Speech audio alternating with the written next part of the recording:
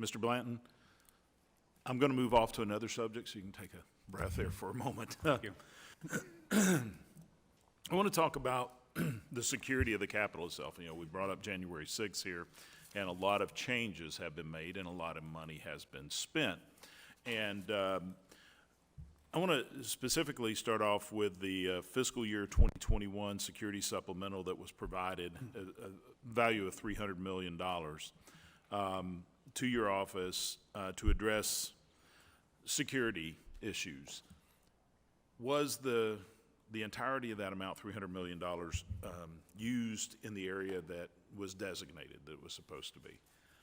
So it's been obligated, and it was specifically for $283 million for Windows, $17 million Windows and other security upgrades, which relate to the Senate projects, and then $17 million for security cameras.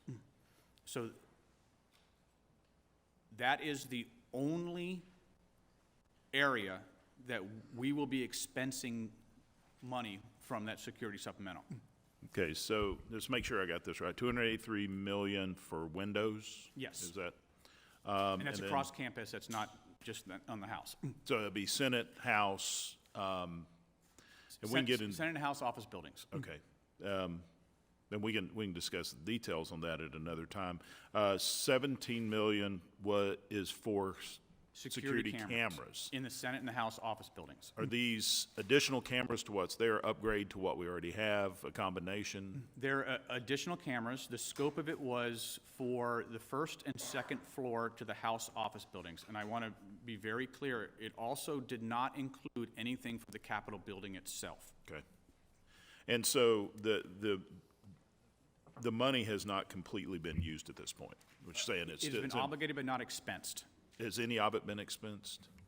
So design work has been expensed. Okay. One of the, I'm sorry. No, go ahead. One of the challenges that we have with the storm windows is when you have buildings such as the Rayburn building where they have a facade as opposed to being solid stone. We found during inspections prior to routine inspections prior to the supplemental that the windows themselves appear to be causing cracks to the stone facade. Now, the Russell has had a challenge with its stone facade for years, and that's been part of our maintenance program in trying to come up with it. It appears that the windows are, the tall, narrow windows that you have in the Russell are exacerbating the cracks. And so we had to go back and completely redesign with our external support agency the window systems so that they don't damage the buildings themselves. And that redesign is part of the money allocated in the $300 million? We actually did the redesign from internal AOC resources. Okay. Because the money did not have anything for planning or design to it. We had to absorb that in order to fix the problems. Okay.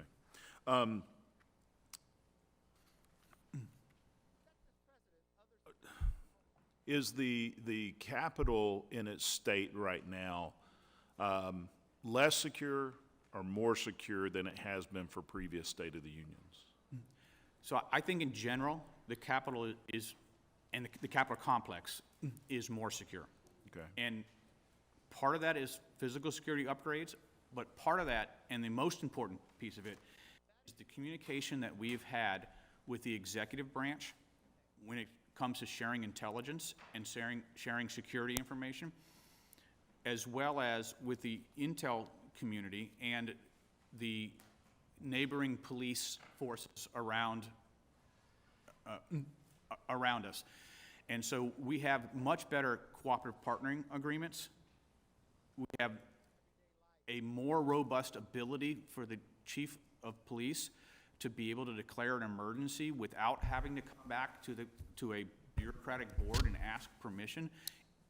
And so that gives us the ability, as the Capitol complex, to be able to respond more. Okay. Well, with that question, can you answer very quickly, succinctly, why did you, from what I understanding, there was no actionable intelligence of specific threats for this State of the Union? No, the House Sergeant at Arms disagreed with putting up security barrier. You and the Senate Sergeant at Arms agreed. Why did you believe that we needed additional security, the security fencing? So, to me, it came down to a fiscal issue. And this might sound ironic to you that spending $872,000 could end up being you could have a cheaper option. However, in discussions with the Secret Service and the Capitol Police, they wanted to have, if we didn't have a fence, 3 layers of bike racks. And then would require additional staff and additional support from, that could be reimbursable from jurisdictions around us. And the math in my head was, well, it's going to be cheaper to put the fence up and have less people.